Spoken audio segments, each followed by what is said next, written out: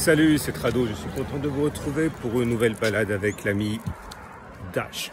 Alors aujourd'hui, on va répondre à la question suivante, qui est quelle est la différence fondamentalement entre le trading systématique et le trading discrétionnaire. Alors si vous êtes des habitués de mon format, vous savez que sur mes vidéos quotidiennes, je propose les deux, c'est-à-dire à la fois du trading systématique, comprendre, fondé sur le respect de règles strictes, et du trading discrétionnaire, c'est-à-dire globalement fondé sur l'analyse d'une situation spécifique avec tous les éléments à prendre en considération. Donc si on essaye de caricaturer, si vous êtes un fan de trading systématique, vous êtes constamment soumis aux règles que vous avez édictées après analyse de centaines, plusieurs centaines, voire milliers d'occurrences. Je vous donne un exemple.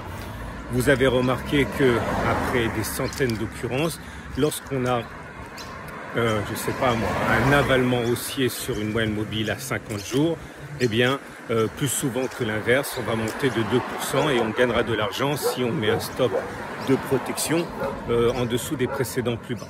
Ok, donc je répète, avalement haussier sur la moyenne mobile à 50 périodes, j'achète. Je vends systématiquement là où j'ai vu que ça avait tendance à rapporter de l'argent et je mets un stop systématiquement en dessous du plus bas de l'avalement haussier. Voilà, je ne me pose pas de questions. Si vous faites du trading discrétionnaire, pour la même configuration, vous allez essayer de regarder d'autres critères comme la prochaine résistance pour prendre votre profit, le prochain support établi déjà pour mettre votre stop de protection.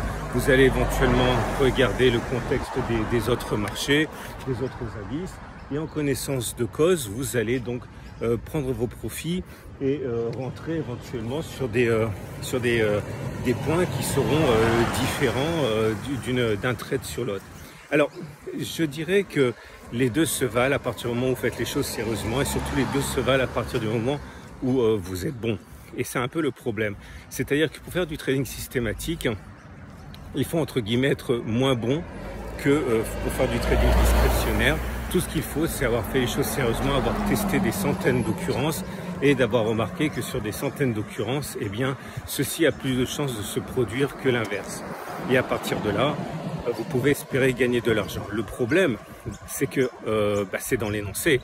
C'est-à-dire que si vous n'avez pas suffisamment testé la stratégie, eh bien, vous allez partir avec des règles qui seront fausses et vous allez vous enfermer dans une logique aveugle de trader quelque chose qui n'est pas vrai de manière probabiliste. Ok ?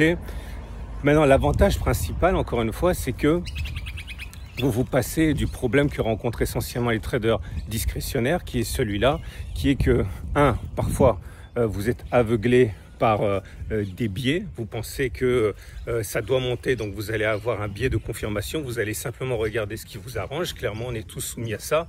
Et puis surtout, j'ai envie de dire, le problème majeur, c'est que lorsque vous avez une série de trades perdants, vous commencez à douter, vous commencez à vous demander si vous avez bien analysé la situation, vous allez chercher des éléments multiples et variés qui vont tenter de vous donner plus de conviction dans votre décision, alors que finalement, c'est pas forcément la meilleure des choses à faire. Vous allez rajouter des couches et des couches d'analyse technique pour être vraiment sûr, ou des conditions, encore des conditions pour réduire la dose d'incertitude, alors que finalement, ce ne sont pas des choses qui sont forcément légitimes, ni des choses que vous auriez faites si vous aviez été sur une série de trades gagnants. Bref, la psychologie a beaucoup de rôle, un rôle énorme à jouer, qui ne devrait pas, mais il joue quand même dans le trading discrétionnaire dont vous pouvez vous passer si vous faites du trading systématique, normalement qu'on sait bien fait.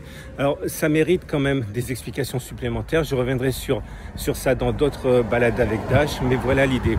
Et surtout, tentez de trouver un système de trading, un style de trading qui est en conformité avec votre façon de gérer vos états d'âme, votre psychologie. Okay, si vous savez que vous êtes un trader, on va dire, fragile psychologiquement, vous avez tendance à changer d'opinion, à vous laisser manipuler en gros par les événements de marché, vous avez nécessairement besoin d'un trading qui soit plutôt systématique. Par contre, si vous savez que vous pouvez être froid, vous pouvez avoir une bonne idée objectif de ce qui se passe et ne pas être déstabilisé, vous pouvez vous essayer au trading discrétionnaire. Voilà, à très vite pour une autre balade avec Dash.